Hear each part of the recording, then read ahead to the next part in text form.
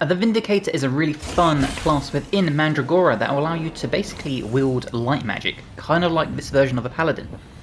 It will allow you to wield a sword like this to deal some heavy damage, as well as blast enemies with beams, or shoot them out the sky. You also have spinning hammers as one of your key abilities that will go around dealing damage, just like that, causing the enemies to take extra, as well as deal with your light brand. As you see, when you get to low health, you get extra health bar, which you can then regenerate. Your beam, you can charge it up, and as you can see, it will blast both enemies, and you see that health bar, as soon as you get to low health, will regenerate. So let's go over our talent tree, and of course we start with the Vindicator, and this will be a pure Vindicator build. So we start in the bottom with Astral Mastery, allows you to build Astral Relics. First few skill points I would go to the right to pick up Knowledge +1. As you can see, if I find a spare Knowledge node here, Knowledge will increase your Frost and Void resistance as well as your mana. Once you have that, come along to the right again for another Knowledge. Once more for Spirit, and Spirit is really important as this build goes on, because we will get to a stage where, as you can see here, Spirit will increase our health, our Spirit, our weapon damage, and our Spirit Force. So Spirit is one of those really key abilities. Now, once you've got the Spirit, we are going to come to the right once more for Gathering Light. Increase your Light brand chance by 5%. Getting hit by a melee attack has a 20% chance to flick the attack with Light brand, and you would have seen that above some of the enemies' heads. Once you have this, we are going to come back to the centre, and then we're going to come to the left. We're going to pick up a Strength +1, an Endurance +1, this will help you with your things like your equipment load and stuff, a Strength +1, and that will lead into Faith. Every 5th weapon attack restores 8 mana, and this is so key because more mana means more spells. And especially the hammer spell, because the hammer will deal mass damage to mobs as well as bosses. Once you've got this locked in, we are going to come to the middle, back to our Astral Mastery, and we're going to come north for Endurance. We're then going to follow this path around to the right. So we can pick up a Defense +1, a Constitution +1, Spirit +1, to an Endurance +1 at the top, and then south for Unbreakable Spirit. Each point of Spirit increases your armor by 0.5%, while wielding an Astral Relic, this is increased by 100%. So you can see our current bonus is 42. So now, at this point, we're already getting our Spirit benefit us by increasing our armor, and then eventually we're going to pick it up where, as you'll see, it increases health and damage.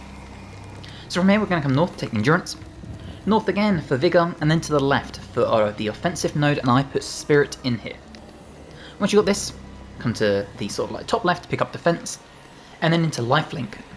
Your light barrier generation is increased by up to 50% from all sources based on your missing health. The lower your health, the higher the bonus. Life barrier is essentially extra health. It's the little, you'd have seen it on the health bar, it's the little white bar that's over the top of the health, and it's basically just like an extra health bar or like a shield, something like that. From here, we're going to come back to the Vigor in the middle, and then we're going to come to the right. We're going to pick up the offensive node here, and again, I put Spirit in it. And then to the top right for Knowledge, into Healing Energy. Casting an Astral Spell restores 79 health, and this effect has a 10-second cooldown, and because we're going to be casting loads of spells, we can keep regenerating that health pool.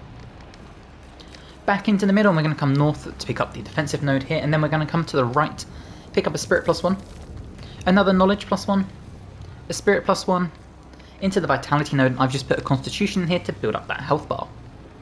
From there, come south, pick up Spirit +1, a Knowledge +1, into Radiant Overflow. Your relic gains charges equal to 10% of any healing you receive through Lightbrand.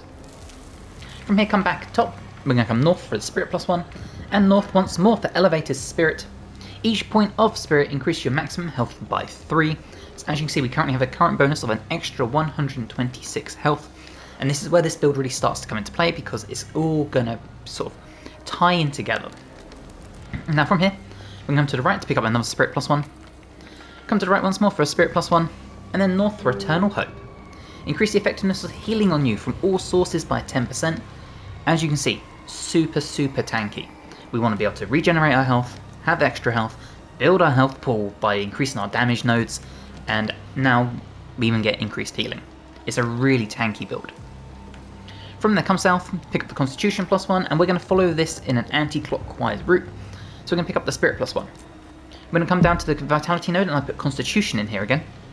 We're going to take a quick little detour to the right to pick up Flash Heal. So while you're below 35% health, your astral damage instantly consumes light brand from targets, restoring 157 health. And again, you would have seen that during the combat when I got to low health on purpose, and our health bar just went up. Come back here, we're going to come around, follow this all the way around. So for a spirit +1, a constitution +1, a spirit +1, a constitution +1 in this offensive node, and then into a spirit +1 here. Once you have these locked down, come south for knowledge +1, and then we're going to pick up overexposure. So when you receive healing from an enemy through Lightbrand, the target takes 200% of the healing as damage, and at this point in the game that is almost 350 extra damage. Then once you've got this all locked in, we are going to come back to the top here where we picked up our elevated spirit, and we're going to just follow this to the left to get into the middle. So we're going to pick up a vigor +1. We're going to pick up an offensive node and put in the +1 spirit here. We're going to follow this all the way around for a spirit +1, a strength +1, and then north for astral power. You deal 10% more damage while at maximum health. You take 10% less damage while below maximum health. Follow this all the way around for a defense +1, into the defensive node of a defense +1 as well, or you can put constitution in here.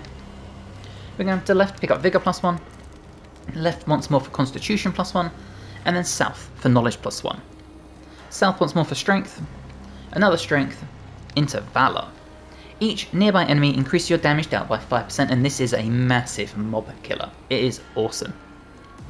Once you got that, come back to the top and go north for Celestial Barrier. Your light barrier capacity is increased to 30% of your maximum health. So the more health we have, the more health barrier. Hence why I keep putting Constitution in those little nodes. From there, come to the left, pick up Constitution, pick up Vigor, and then north for Divine Intervention. When taking damage that would leave you below 25% of your maximum health, you gain maximum light barrier, and all nearby enemies are afflicted with light brand. In turn, this will trigger your healing, and it's just a nice little circle. We're going to come south once more to pick up endurance, and we're going to go clockwise this time, picking up defense +1. A defensive node here, and as you can see, I put +1 defense. We're going to take a little detour into the middle for concentration. So after not receiving any damage for 20 seconds, your light barrier refills up to 50% of its maximum capacity. This is really helpful when just like traversing around. Fill this back around for defense +1, endurance +1, strength +1, and then light capacitor.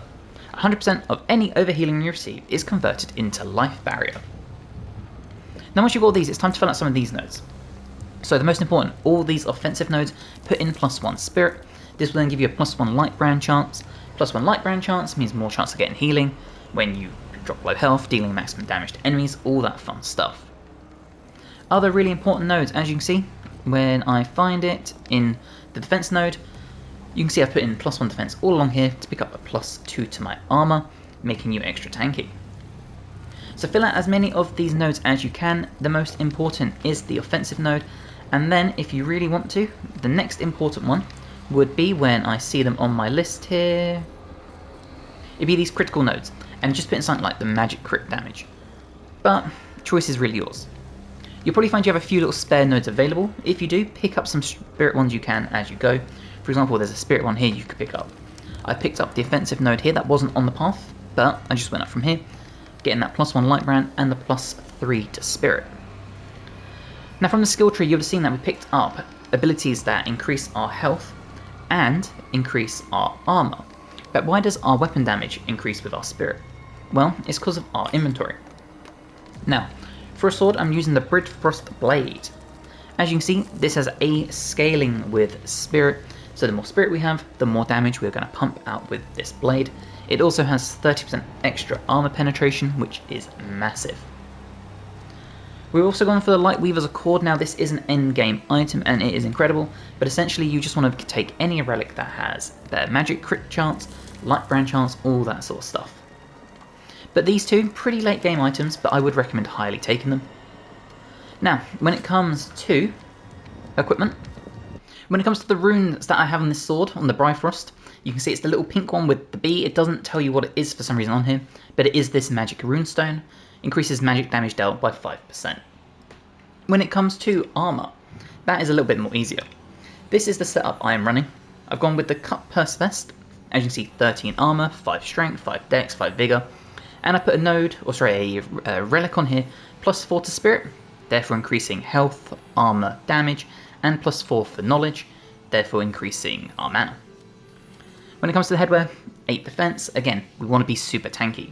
You can go for more spirit if you want to, increase your damage output, but we essentially, between our armor and our healing and our light brand, we want to be able to just stand there and just deal damage while our hammer does damage and our sword just chips away at enemies. The other equipment, the Hellburger braces, 3 armor, dex and endurance. The cut purse pants for 7 armor, 4 strength, 4 dexterity and 4 endurance. And then the Hellbraider cloak, 3 armor and 15% physical resistance is massive.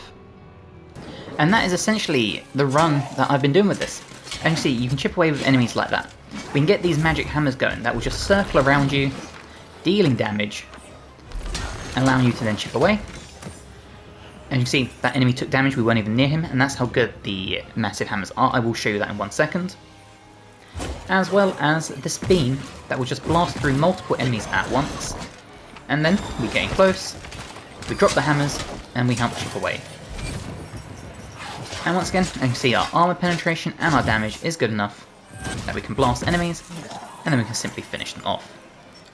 So for the skills for this, as you'll see, we are using Celestial Hammers, deals 149 damage with each hit, which is already a massive amount, and we've fully upgraded this to the max using our abilities, as well as Arbiter's Fury, which is the long beam. The longer you charge this up, the more damage it will do, has a high stagger, and will go through all enemies. And what's awesome about this is you can aim it just like that. So we hope you enjoyed my Vindicator build for Mandragora. If you have, please drop the episode a like, helps me tremendously. Let me know in the comments what you think about the build, what you think about the game. I think it's so much fun. And have you even tried it? Does it look like your kind of game? Hopefully, I'll see you in the next one. Bye guys.